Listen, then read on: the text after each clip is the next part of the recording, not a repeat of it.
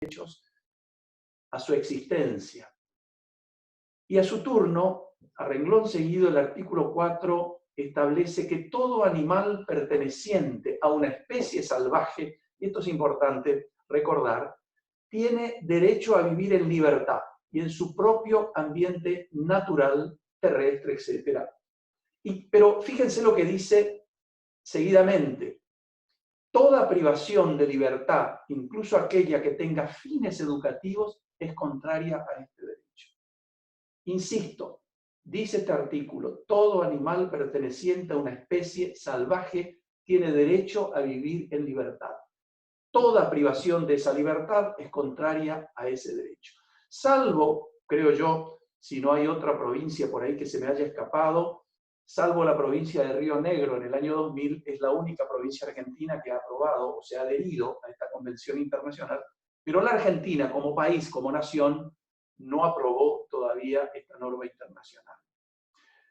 Tal vez hayan motivos de distinto signo que hayan impedido que se apruebe esta declaración tan importante, seguramente porque la aprobación de una normativa de estas características implicaría una forzosa revisión, a mi juicio, de todas las leyes de fauna, es decir, tanto las leyes que rigen hoy en la nación, que están vigentes en la nación, como las leyes y decretos que están, o resoluciones administrativas que están vigentes en las provincias. Algo que me parece a mí, lógicamente, produciría un descrédito político en materia electoral. Me parece que esa puede ser la única razón por la cual la Argentina todavía no firma este documento, cuando en otras situaciones, cuanto papel ande girando por el mundo, la República Argentina lo firma, lo cual habría que pensar mucho o decir mucho de estas firmas en cuanto a su cumplimiento, ¿no? Que es otra cosa muy distinta. La finalidad de esta ley de conservación de la fauna, según se dice en su exposición de motivos, reside en resguardar la importante reserva natural que significa la fauna silvestre. A mí personalmente no me consta si esa finalidad se ha logrado, si se ha conseguido, por cuanto sabemos muy poco, por lo menos en mi caso, ¿no es cierto?, de los mecanismos de control o políticas de Estado que se pudieran haber implementado desde aquella época de su sanción, los años 80, a esta parte, o de las políticas que se han puesto en práctica en la realidad, ¿no es cierto?, para evitar o al menos simplificar la criminalidad ambiental, que es el punto que a mí me interesa abordar brevemente en estos minutos que tengo. Y eso obviamente ha afectado y sigue afectando en forma muy relevante los recursos naturales en el país. Es decir, no solo porque no exista una ley o existe una ley que no tenga un régimen penal adecuado o satisfactorio para la protección de los recursos naturales, sino porque también seguramente estamos un poco ausentes en materia de políticas de Estado, de políticas públicas orientadas en este sentido. Entonces, la cosa, digamos, se torna muy resbaladiza en ese aspecto. Yo creo que algo se ha avanzado, indudablemente que sí, y creo que se ha avanzado mucho más a partir de la reforma constitucional de 1994, en esa oportunidad que se estableció, se declaró constitucionalmente el derecho de ver que tienen, o que tenemos todos los ciudadanos, como el Estado, de proveer a la protección de los recursos naturales, a su utilización racional y a la preservación natural y cultural de ellos. Es decir, eso está en el artículo 41 de la Constitución Nacional. Y creo que ha sido un gran paso. Y hay que tenerlo en cuenta en una futura reforma penal que pueda realizarse y que debe realizarse, a mi juicio, en esta materia. Pero creo que todo lo que tenemos hasta el momento, digamos, normativamente, me parece que no es suficiente. Lamentablemente, digamos, desde el punto de vista de esta reforma constitucional del 94, debo decir, a mi juicio, que lamentablemente no se haya previsto una cláusula constitucional que obligue al legislador ordinario, al Congreso, a tipificar en el Código Penal en forma autónoma el delito ecológico.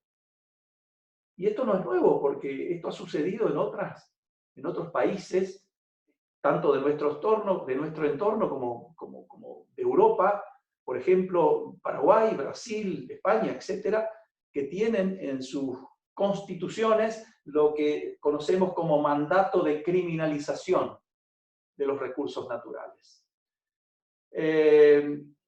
La tutela penal que se dispensa a través de las distintas figuras delictivas que tienden fundamentalmente, sin ninguna duda, a prevenir la caza furtiva, la actividad de la que derivan en la inmensa mayoría de los casos la depredación y el comercio del tráfico ilegal de especies, está ciertamente prevista en esta ley que yo estoy comentando brevemente.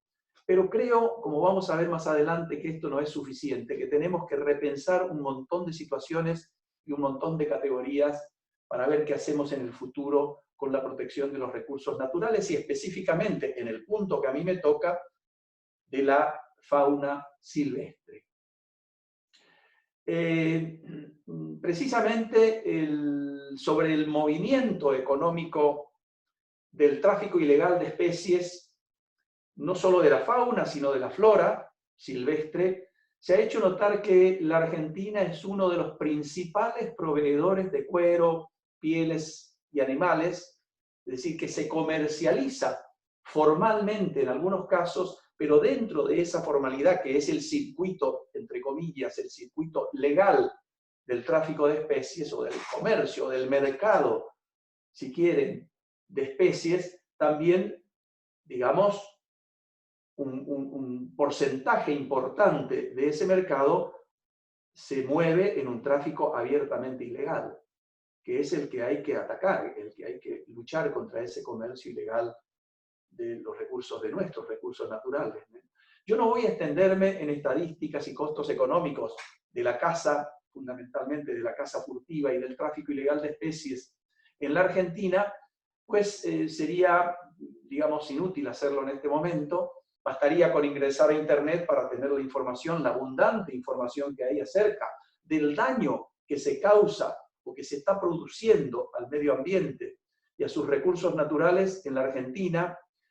Y esto sucede no porque no haya una legislación y resoluciones administrativas con fines proteccionistas, que la hay sin ninguna duda y muchas, pero no son suficientes. Porque no son suficientes, y esto hay que tener presente, las leyes, solamente las leyes para proteger un bien jurídico, sino que también, paralelamente, tienen que venir en auxilio de ese bien jurídico que queremos darle cobertura, que queremos proteger, implementar políticas públicas reales y eficaces mediante las cuales se invierta en la protección de la fauna. Por eso, a mi juicio, el mayor problema en este sentido reside justamente en esto que acabo de señalar, que el país no invierte o no invierte lo suficiente en políticas de protección de la fauna silvestre. Y eso está a la vista. Y las políticas que pudieran estar en marcha, evidentemente son insuficientes.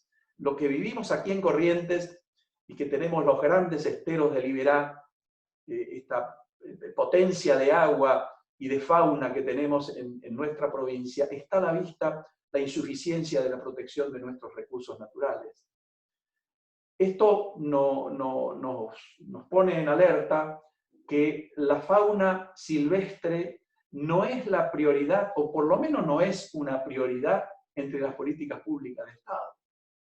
Por consiguiente, las consecuencias que se pueden derivar de esa insuficiente, llamemos así, política pública, las consecuencias de esa omisión o de esta indiferencia estatal, evidentemente no pueden ser halagüeñas. Y tampoco las normas penales son suficientes, ya sea en sus tipologías propias, como la que tienen en la ley 22.421 de conservación de la fauna, como en la penalidad propia, el régimen punitivo por ellas que están previstas en ellas. En esta oportunidad, como ya anticipé, no voy a ocuparme de un análisis dogmático del régimen penal de esta ley. Solo voy a ocuparme de un punto que me parece en estos momentos y por el poco tiempo que tengo disponible, que es un punto relevante para analizar desde una perspectiva general, atendiendo las prescripciones del orden jurídico en general, y en especial, es decir, específicamente desde la perspectiva del derecho penal. Y ese punto al que me voy a referir, precisamente, solitariamente, si se quiere, es el bien jurídico protegido en los delitos de fauna. Ese es el punto, a mí me parece importante abordar como punto de partida de todo análisis que se quiera encarar para una futura política penal ambiental. Yo entiendo que el análisis del bien jurídico es esencial en todo discurso jurídico penal, en el que se pretenda el estudio o el análisis de un determinado tipo de injusto. Sin la presencia de un objeto de protección que por su significación social demande precisamente la garantía de una conminación penal, el derecho penal no tendría o carecería de sentido como orden jurídico de valor y como medio de control social. El derecho penal solo tiene competencia, desde mi punto de vista, para proteger un bien jurídico que el legislador de antemano ha evaluado y cualificado como necesitado y merecedor de protección penal. De aquí la importancia que adquiere el bien jurídico en todo análisis, me parece a mí, de una figura delictiva. Yo me acuerdo cuando realizaba mis estudios de doctorado en la Universidad de Sevilla, el profesor Polaino Navarrete, don Miguel, siempre nos decía, cuando su tesis doctoral fue precisamente sobre el bien jurídico en general, él decía que destacar el valor del bien jurídico, recuerdo esas palabras como si fueran que me las están diciendo ahora, destacar el valor del bien jurídico en derecho penal, decía don Miguel, constituye una tarea obvia, pero en todo caso, decía, ineludible.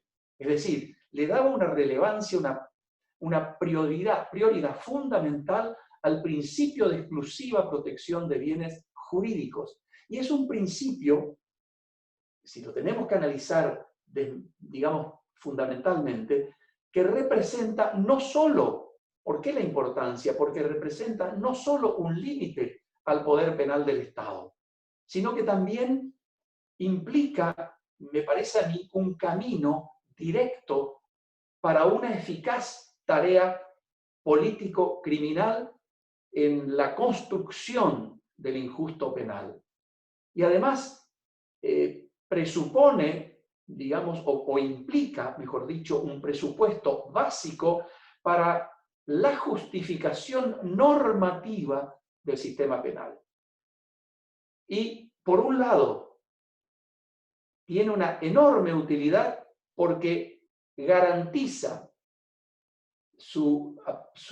digamos, su preponderancia, su análisis, este principio, la grandeza de este principio en materia penal es porque al mismo tiempo garantiza la vigencia del principio de proporcionalidad de punición en las conductas. Es decir, doy un ejemplo, no pueden tener la misma pena un acto preparatorio que un delito consumado, algo que habrá de tenerse en cuenta seguramente en materia político-legislativa o político-criminal a la hora en el futuro en que se tome la decisión de producir alguna reforma en materia penal y en materia ambiental, concretamente. Pero además, este principio de exclusiva protección de bienes jurídicos constituye la base fundamentadora de todo el delito.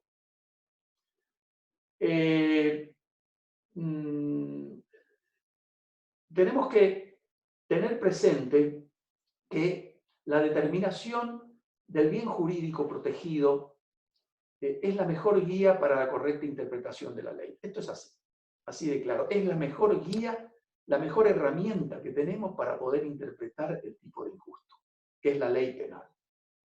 Y también tenemos que tener en cuenta, desde mi punto de vista, que el bien jurídico no pertenece al tipo de injusto, es decir, no es un elemento del delito, pero tiene con el delito, una estrecha relación. El bien jurídico se enlace, está dentro del radio de acción del tipo de injusto. Porque toda acción o toda omisión que no afecte por lesión o por peligro un bien jurídico carecería de importancia para el derecho penal. Y esto es muy importante en los delitos de peligro abstracto y en los delitos de simple actividad, que por lo general son los delitos que colorean todo el radio de acción, todo el mundo de los recursos naturales, es decir, de la penalística, de la reacción penal en el mundo de los recursos naturales o del medio ambiente. Y esto se puede simplificar en una frase, digámoslo así. Las acciones típicas, decía hoy, la acción o la omisión, siempre implican una afectación por lesión o por peligro a un bien jurídico determinado. Y aquí ustedes van viendo la importancia que va adquiriendo el bien jurídico protegido en esta y en cualquier otra del derecho penal, pero en esta fundamentalmente por lo que vamos a decir en unos minutitos. De acuerdo a la exposición de motivos de la Ley de Conservación de la Fauna Silvestre en la Argentina, que es la ley, insisto, 22.421 del año 1980, surge claramente que el bien jurídico que está protegido en los tipos penales que están previstos en esa ley es la fauna silvestre en sí misma, es decir, tiene una protección autónoma independientemente de que su preservación sea o no de utilidad para el individuo. Y además conceda, digamos así, un mayor equilibrio a la diversidad biológica, ¿no es cierto? Y una mejor calidad de vida para el ser humano. Esto es posible y seguramente es así. Y si ese es uno de los motivos, tenemos el derecho y el deber de proteger la fauna silvestre. Vale decir que el bien jurídico fauna silvestre, que es el bien jurídico sobre el cual voy a decir algunas cositas enseguida, se protege no como objeto valioso en sí mismo, ya que puede tener un valor comercial, puede tener un valor económico, independientemente de su valor ecológico, sino en tanto y en cuanto constituye un elemento imprescindible para la preservación de la diversidad biológica y al mismo tiempo conforma un elemento esencial del concepto de medio ambiente. Es decir, que no tendría sentido proteger a los animales silvestres desvinculados del medio ambiente o como meras cosas de valor económico, es decir, sin tener en cuenta la importancia de las especies en el equilibrio biológico o ecológico. Por supuesto que yo en este momento no voy a entrar en la polémica desatada en torno del concepto de medio ambiente, pues obviamente si me introdujera en esa discusión excedería el tiempo disponible o que tengo para esta exposición. Pero sí creo que es hora de que volvamos a pensar ciertos presupuestos relacionados con el estatus jurídico del animal. En este caso, en lo que a mí me toca, del animal salvaje. Pues es evidente, esto es así, me parece a mí, que la conciencia ambiental en los años 80, recuerden que es la década de la sanción de esta ley, no es lo mismo que hoy, que la conciencia que hoy resuena en la sociedad. Entonces, es hora, me parece a mí, que debamos preguntarnos, ¿el animal silvestre sigue siendo un objeto de valor en cuanto y en tanto constituye un elemento esencial para la preservación de la diversidad biológica? ¿O debe ser considerado un objeto valioso en sí mismo, o ambas cosas? O bien podemos decirlo en otros términos, debe seguir siendo considerado un objeto aún valioso, u otra cosa también con valor, pero con derechos. Estas son todas preguntas que necesitan de una respuesta. Vamos a tratar de dar una respuesta a estas preguntas en un ratito. Como ustedes saben, el Código Civil de Vélez Sarsfield, que ha sido derogado, decía en aquellos tiempos que los animales salvajes eran res nullius, es decir, eran cosas sin dueño, y que podían ser apropiados por cualquiera, inclusive mediante la actividad de caza. En la actualidad tenemos un nuevo Código Civil, como también ustedes saben, y sin embargo mucho no ha cambiado el escenario. El escenario sigue siendo casi, diríamos entre comillas, el mismo que, digamos, regía normativamente durante la vigencia del código anterior. Recordemos una vez más que en el 1978 se conoce la Declaración Universal de los Derechos del Animal, y esto tiene que tener su importancia. Tiene que tener su importancia. Y recordemos una vez más que el preámbulo dice que todo animal posee derechos. Y es evidente, si leemos el nuevo Código Civil y Comercial de la Nación, que se ha perdido una gran oportunidad para categorizar a los animales normativamente como sujetos de derecho. Sin embargo, fíjense ustedes, para el nuevo Código Civil, los animales siguen siendo considerados cosas salvajes, domésticos o domesticados, todos son cosas susceptibles de apropiación. Eso es lo que dice el artículo 1947 del Código Civil en sentido general. Y el 1948, más específicamente, se ocupa de regular la actividad de caza del animal salvaje y del domesticado. Y aquí viene algo que a mí me interesa destacar. Dice que ha recuperado su libertad natural. Recordemos una vez más esta Declaración Universal de los Derechos del Animal, cuando en el artículo 4 dice: toda privación de libertad, incluso aquella que tenga fines educativos, es contraria a este derecho. Hagamos una comparación, si ustedes me permiten unos minutos, un paréntesis. En el delito de secuestro, por ejemplo, el encierro de la víctima implica claramente una afectación de su libertad ambulatoria. En eso estamos todos de acuerdo, pero se trata de sujetos humanos. En la captura de un animal salvaje ocurre exactamente lo mismo. Y esto no ocurre porque lo diga en este momento yo, sino porque lo dice el propio Código Civil. Se afecta su libertad natural. El Código Civil presupone al animal salvaje o domesticado en su libertad natural.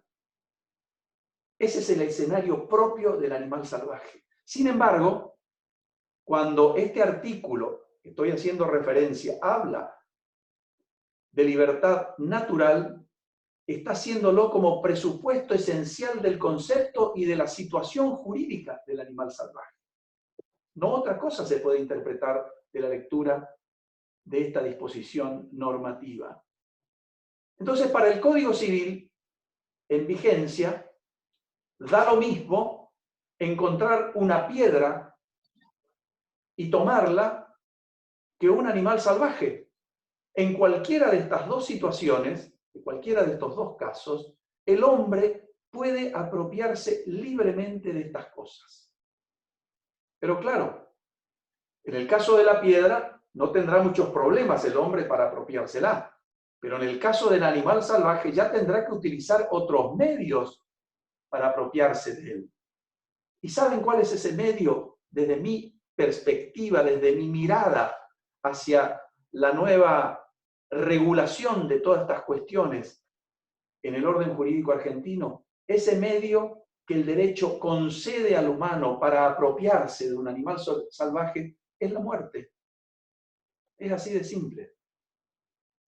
Para apropiarse del animal salvaje habrá que matarlo, o al menos herirlo o encerrarlo en alguna trampa, y de ese modo arrebatarle esa libertad natural que el propio Código Civil reconoce en el artículo que acabo de mencionar, 1498, cuando establece que el animal pertenece al cazador cuando lo toma o cae en su trampa, pertenece al cazador. Y esa situación que describe la norma como una concesión al cazador, que el animal le pertenece por haberlo cazado o tomado, consiste en no otra cosa, desde mi punto de vista, en que legalizar la muerte del animal. Por eso decía que el medio que la ley concede al humano es la muerte del animal. ¿Y por qué digo esto? Porque la caza o la toma o la pertenencia del animal al ser humano, al hombre, cuando lo toma, lo caza o lo tiene en su poder, no es otra cosa que legalizar la muerte, por cuanto eso determinará lo siguiente respecto del animal: o encerrarlo en una jaula, en un zoológico, en un circo, para diversión y entretenimiento de los humanos, o en algún habitáculo, o en alguna caja, o en un transporte como objeto de tráfico ilegal, o simplemente terminará muerto, colgado en alguna pared como trofeo o despedazado en partes para su venta en el mercado negro mundial. Por eso decía lo que dije hace un rato. Pero a todo esto el Código Civil dice que estos animales en esta situación tienen libertad natural.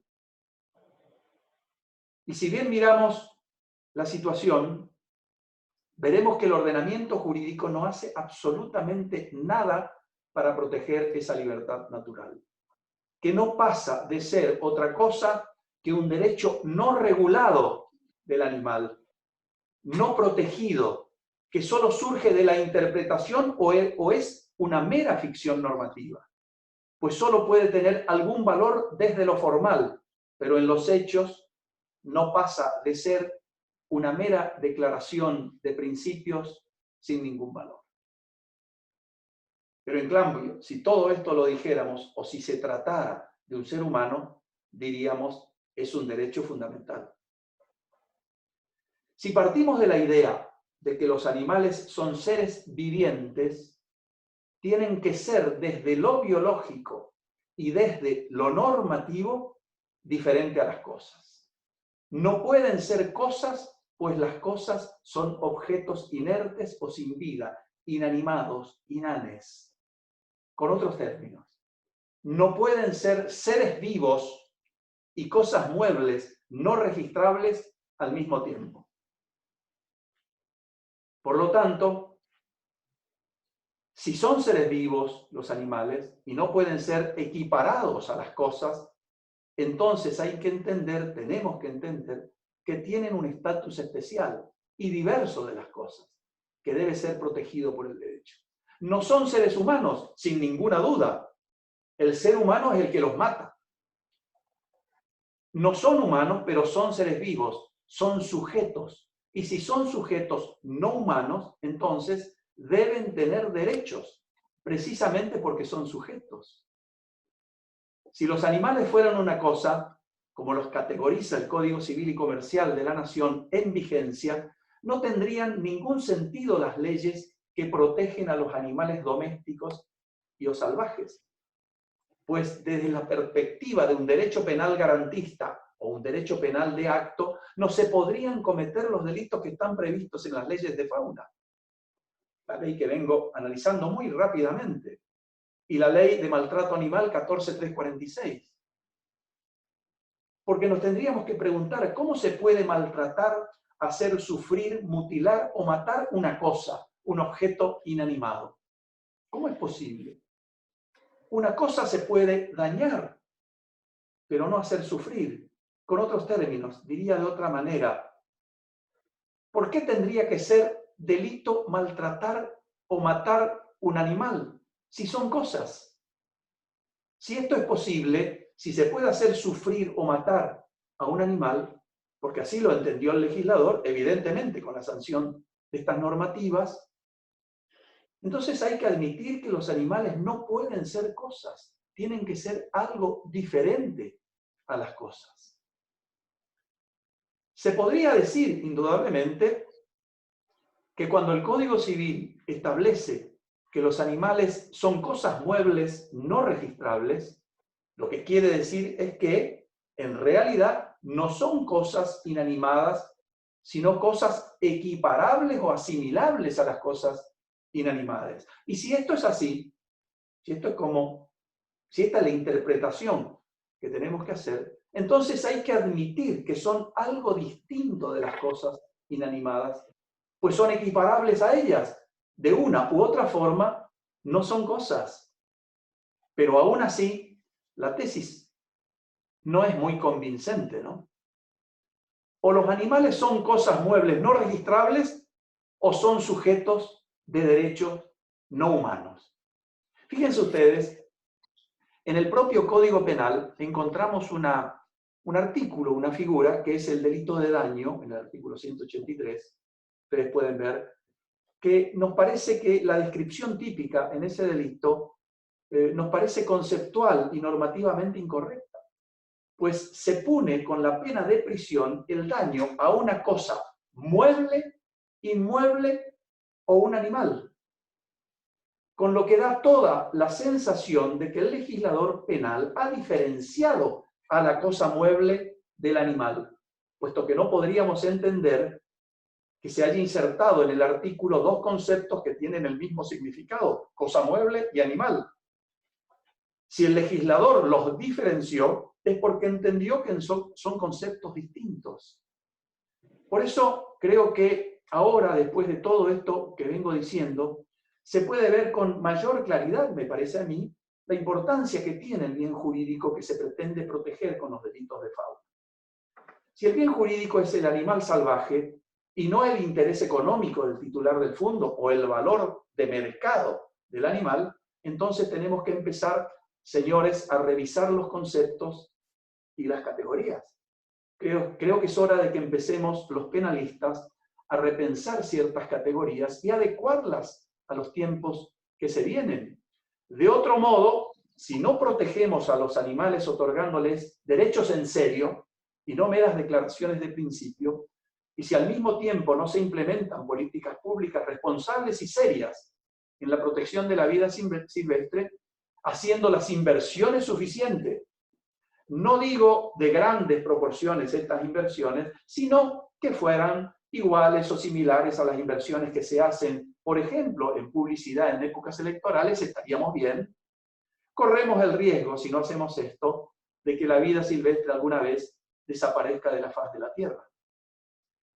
Deberíamos preguntar a quien hacen las leyes, ¿han sentido alguna vez el grito del animal atropellado por un automóvil? ¿Escucharon alguna vez eso? ¿Se necesita algo más para entender que los animales también pueden sufrir? Los casos de la orangutana Sandra y de la chimpancé Cecilia nos deben hacer reflexionar que haciendo un poco más felices a los animales, sujetos no humanos, seremos más felices los humanos. Y si esto, señores, no se entendiera de este modo, entonces tenemos que cambiar las cosas.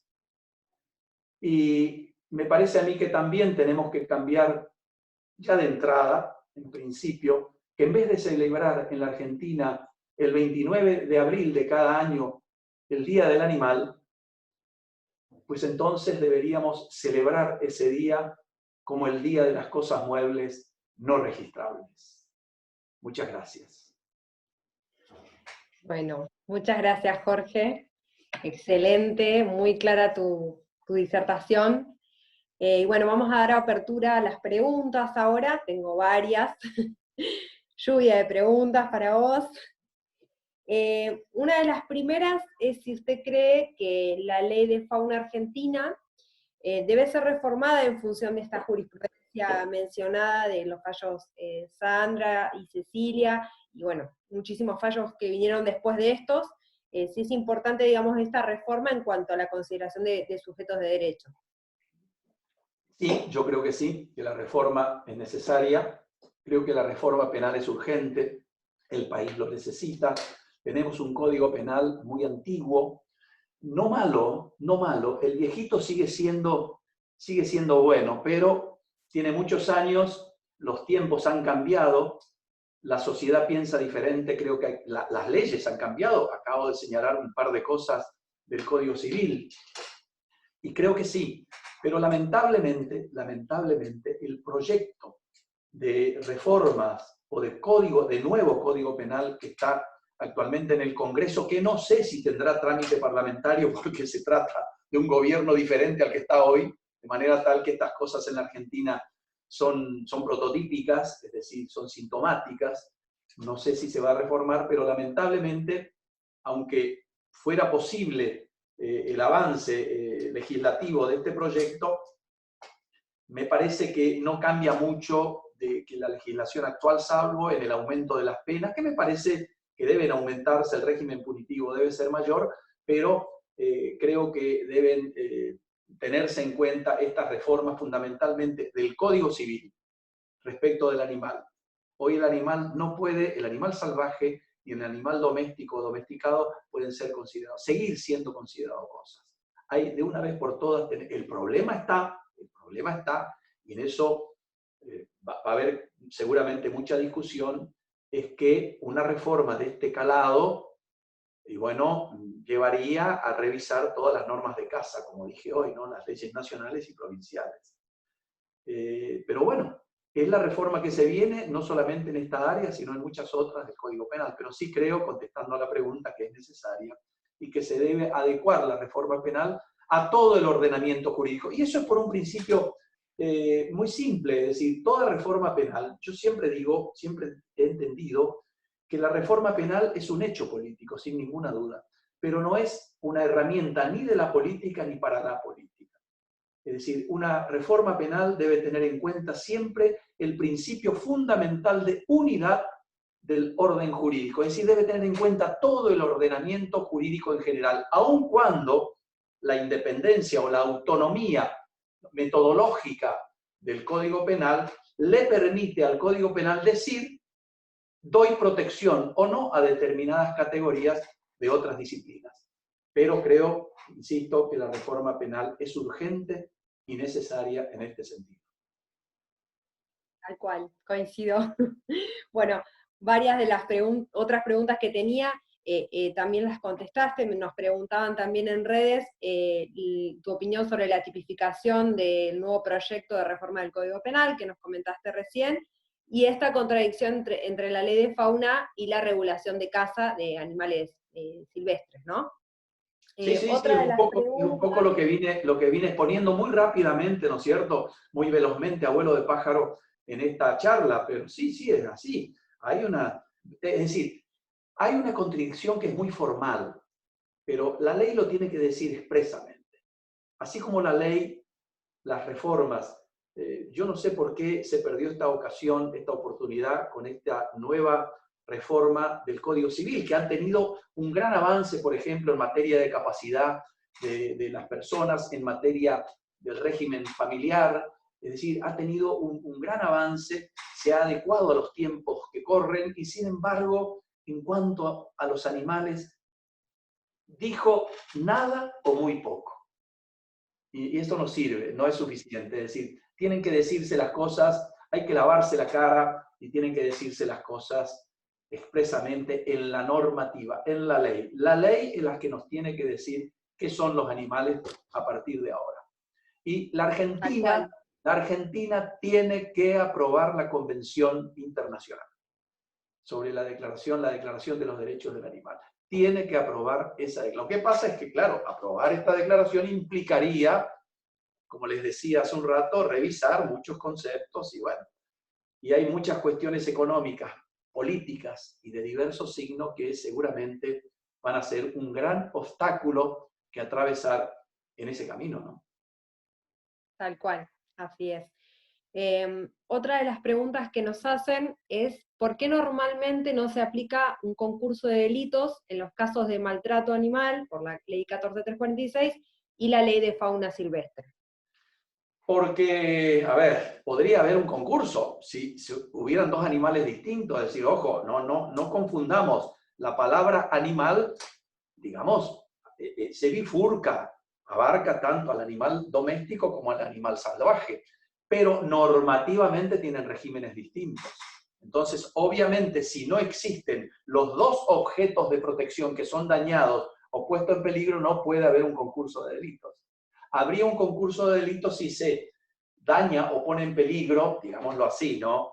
Supongamos bueno, digamos, la misma acción o dos acciones lesionen a un animal salvaje y al mismo tiempo, o un tiempo después, la misma acción y la misma persona a un animal doméstico, pero tienen regímenes distintos. Distinta es la cosa si en la casa de un animal silvestre se daña, por ejemplo, la propiedad del fondo, del titular del fondo donde se está cazando. Ahí sí habría un concurso claro de delitos, en este caso podría ser ideal o real, pero bueno, habría que ver la situación concreta para definir qué tipo de concurso. Pero sí, es posible en este último caso. Tal cual. Bueno, otra pregunta tiene que ver, si usted cree que la protección animal y el derecho animal se cobijan desde las luchas de la justicia ambiental ecocéntrica, o habría que tener otro tipo de enfoque para la resolución de los conflictos. Yo creo que la visión tiene que ser ecocéntrica, no antropocéntrica. Independientemente, como les decía, creo que dije algo de eso en mi breve charla, independientemente de que la protección del ambiente, se derive, digamos, algún beneficio a los seres humanos. Indudablemente que la protección de un animal, de la fauna, de los peces, de la flora, etcétera, siempre se deriva un beneficio. Está a la vista. Los hechos nos demuestran que lo contrario es un perjuicio a la humanidad. Por lo tanto, creo que la visión debe ser ecocéntrica. Yo siempre sostuve toda mi vida de que, incluso les digo más, mi primera tesis doctoral justamente trata sobre el delito ecológico y la protección penal del medio ambiente, que ya la hice hace algunos años atrás. En esa tesis ya planteaba, y lo he hecho en algunos trabajos específicos, en monografías, que se publicaron aquí y fuera del país, que soy partidario de la tipificación del delito ecológico, pero desde una visión ecocéntrica, es decir, el delito ecológico como un bien jurídico en sí mismo, con autonomía propia e independientemente de que se beneficie o no a la especie humana. Esa ya es una consecuencia adicional que no puede estar en la norma, salvo que en el tipo de injusto específico, en una reforma penal, en la confección o en la descripción del tipo, se describa una figura básica, una afectación, por ejemplo, el delito o el delito ecológico en sí mismo, y una agravante cuando perjudicare o ponga en peligro a personas o personas indeterminadas, o a la seguridad pública o al orden público o lo que fuera, que ya sería una cuestión diferente. Pero sí, es así. Bien. Realmente la visión que Bárbaro. creo que se debe tratar es ecocéntrica. Perfecto. Otra de las preguntas es cómo se puede conciliar este bien jurídico protegido hacia los animales con el derecho penal mínimo, ¿no? Sí, bueno, los que somos partidarios de un derecho penal de mínima intervención, también se puede. No quiere decir, ojo, que esto que quede muy claro.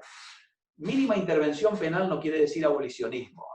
Ojo, la mínima intervención penal quiere decir respetar los derechos y los principios constitucionales. Por ejemplo, si una normativa respeta el principio en su confección, un tipo de injusto respeta el principio de legalidad constitucional, bueno, es un derecho de mínima intervención. Y dentro de ese principio de legalidad que se bifurca en tantos otros subprincipios, por ejemplo, el principio de lesividad u ofensividad, que es el que yo hablaba, el principio de protección de bienes jurídicos, el principio de proporcionalidad en materia punitiva, el principio de humanidad, no aplicar penas muy graves, etcétera, y muchos otros principios. Si se respetan, estamos dentro de un derecho penal de mínima intervención, es decir, un derecho penal fragmentario. Es decir, el derecho penal no puede criminalizar todo lo que ande volando por ahí, por el espacio, ¿no? Sino que, digamos, la idea es, por eso yo le di tanta importancia y le sigo dando tanta importancia a el análisis del bien jurídico como discurso introductorio en el análisis de un tipo de injusto. ¿Por qué? Porque el bien jurídico para mí dice todo. Soler decía, es la guía más rápida para interpretar la ley, y la mejor guía para interpretar la ley, que es un poco lo que dije yo, tomando de prestada palabras de Sebastián Soler. Pero eso es así. Es decir, un derecho penal de mínima intervención también necesita de que su función apunte, se dirija a la protección de un bien jurídico.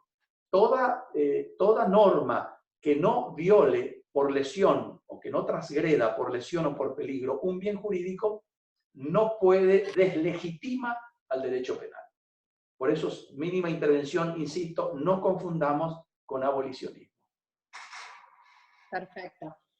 Otra de las preguntas que nos hacen, si a su criterio, por ejemplo, la ley de jabalíes, o sea, la caza de jabalíes, perdón, con perros no transgrede la ley 14346. No, lo que pasa es que ahí hay no grande, pero una discusión doctrinaria en la ley 14346 de maltrato, que, digamos, el objeto de protección es el animal doméstico, en principio. Por eso decía que hay una discusión si abarca también a los animales salvajes. Yo creo que el problema de la caza del jabalí está dentro de la norma nacional, que es la 22421. Me parece que el jabalí es un animal salvaje y que es un objeto de protección en esa ley. Claro, eso es lo que está hoy en vigencia. Yo en esta charla sostuve, digamos, en el fondo de lo que quiero decir es otra cosa.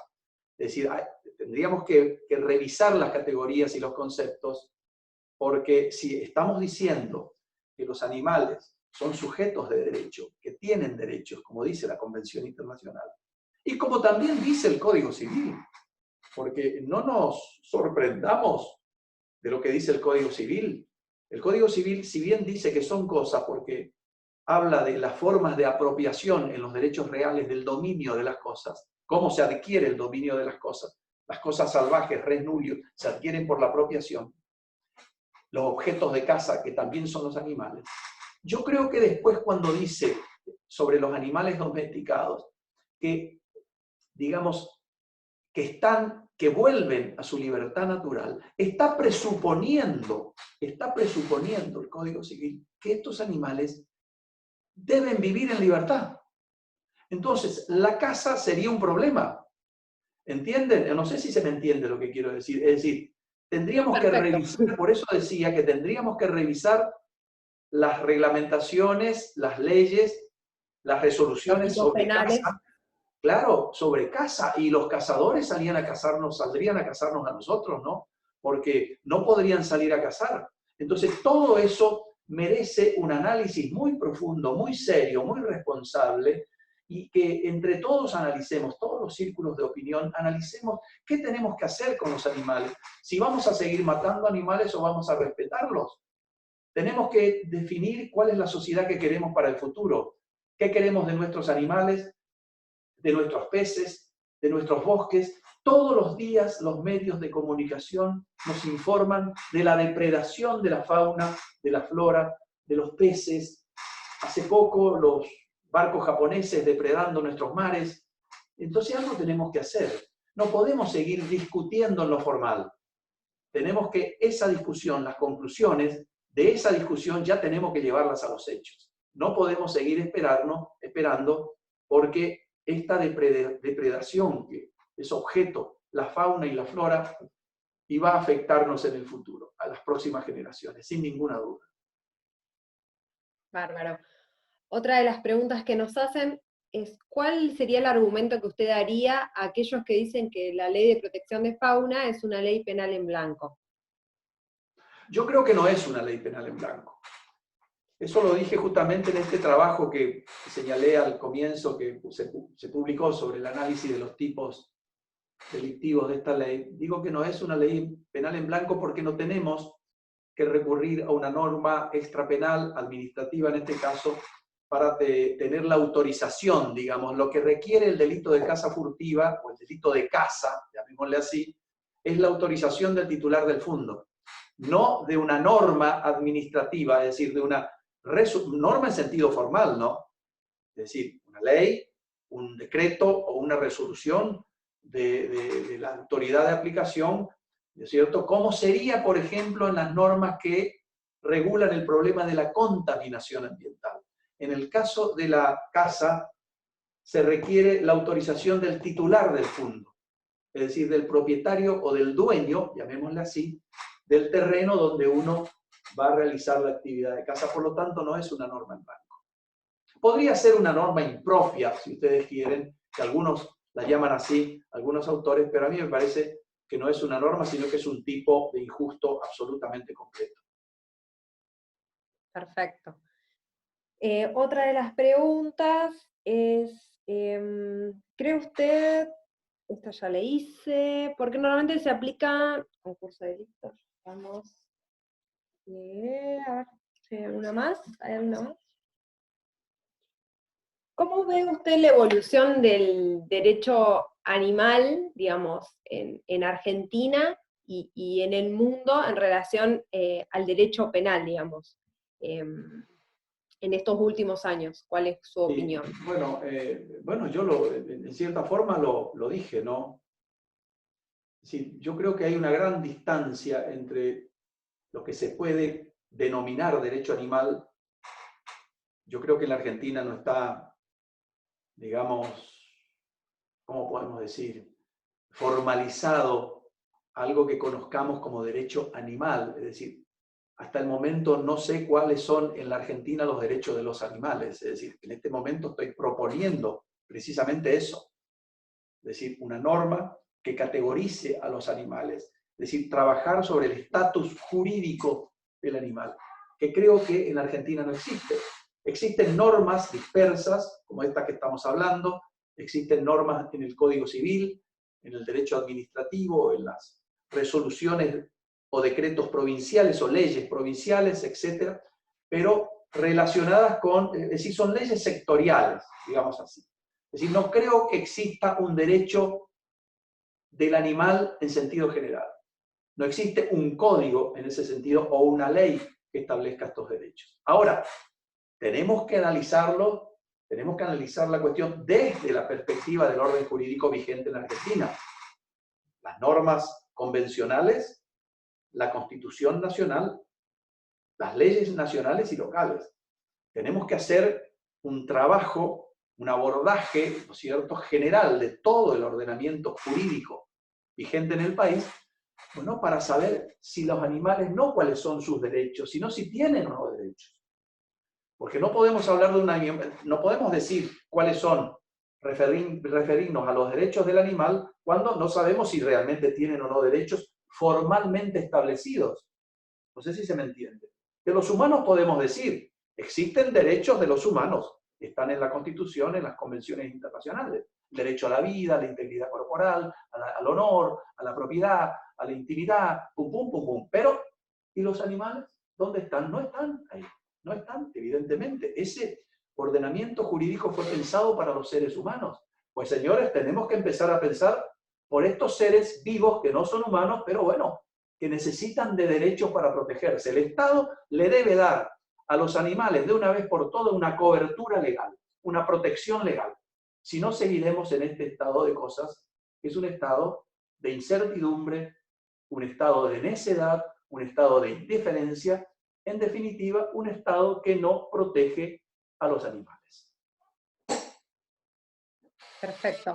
Bueno, una última pregunta que tiene que ver, si usted cree que es necesaria la capacitación en derecho animal de los agentes, por ejemplo, que trabajan en fauna, en cada una de las dependencias de fauna. Yo creo que sí, yo creo que sí. Claro que estoy hablando de la perspectiva del derecho penal, ¿no? A mí me parece que debe haber una capacitación de los tribunales de justicia, porque los que creemos en un derecho penal garantista, los que creemos en un Estado constitucional de derecho, los que defendemos un derecho penal de mínima intervención, creemos en el sistema de justicia. Creemos que el sistema de justicia es la herramienta fundamental para la protección y la reválida permanente de nuestros derechos. Entonces, yo creo que es importante que me parece que por lo menos en mi provincia no existe un organismo especializado en materia ambiental. Me refiero en el ámbito del poder judicial, no administrativo, porque de leyes y decretos y resoluciones administrativos estamos hasta el cuello. Hay muchísimas. Ahora, ¿cuáles son los beneficios que se han obtenido o en qué hemos avanzado en todos estos años con tantas?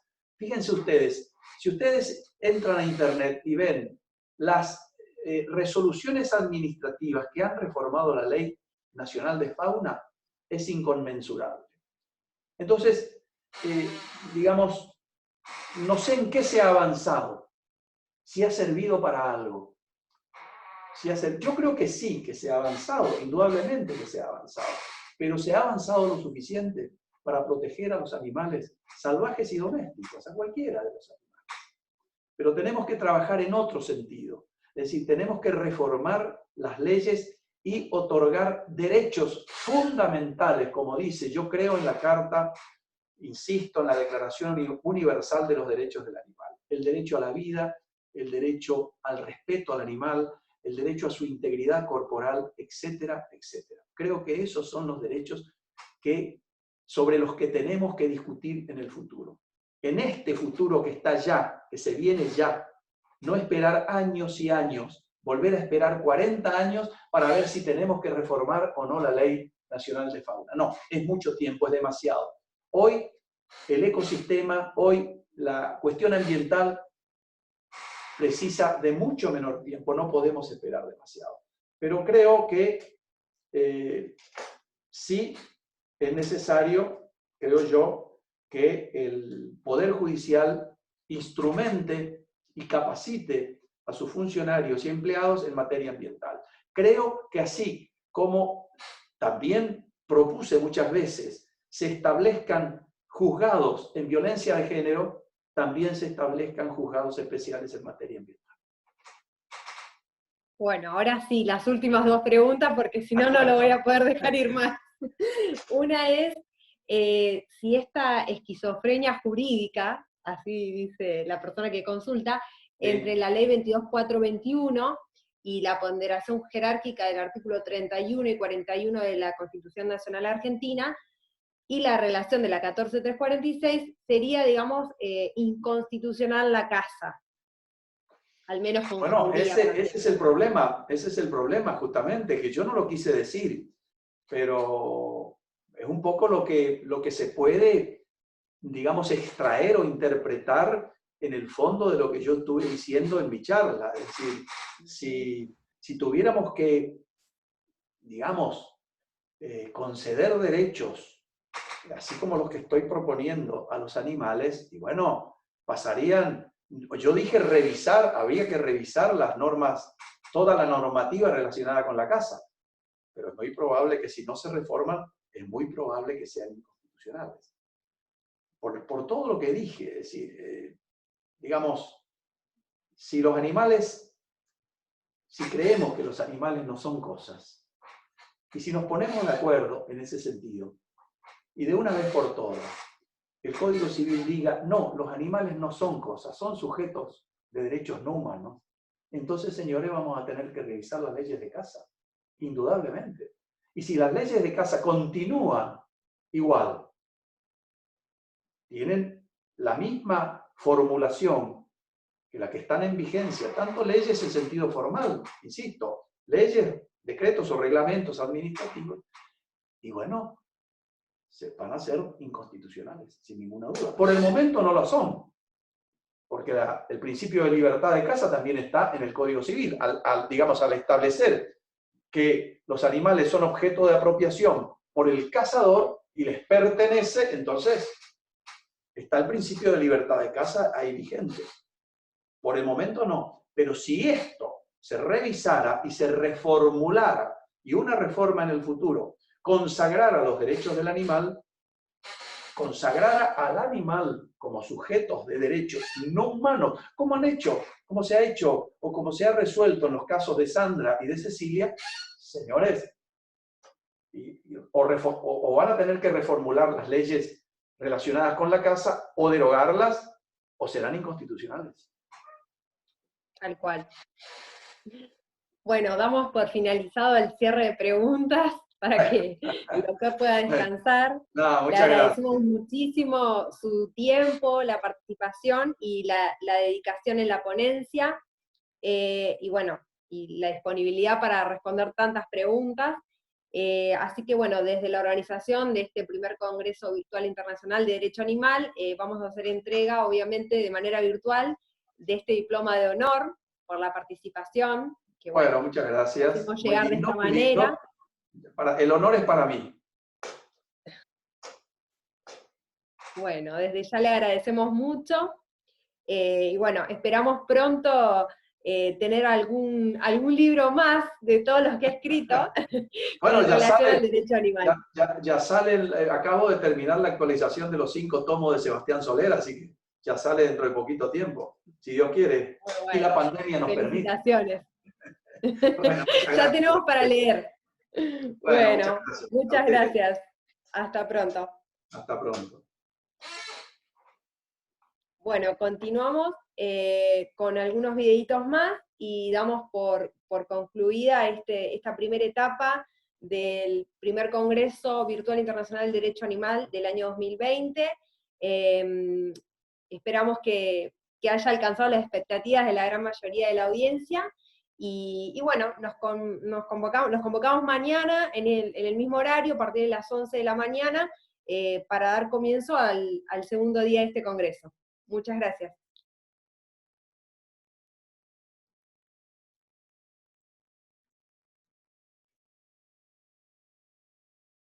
Cadenas. Creemos en el motor interdisciplinario del cambio. Somos neuquinas y trabajamos en clave antiespecista, desde el derecho animal, la comunicación social y audiovisual, ancladas siempre en el altruismo eficaz. Somos abogadas y delegadas de AFADA, comunicadoras de Animal Libre Argentina y realizadoras audiovisuales de Ni Loca. Logramos ciclos radiales, talleres por la ley Mi Menú Vegano, proyecciones en la Universidad del Comahue, asesoramiento jurídico desde AFADA, spots para RTN Televisión Pública y conversatorios abiertos junto al Ministerio de las Culturas. Y ahora somos parte de este primer Congreso Virtual e Internacional de Derecho Animal. Búscanos en Instagram y Facebook como Sin Cadenas ARG. Muchas gracias por ser parte.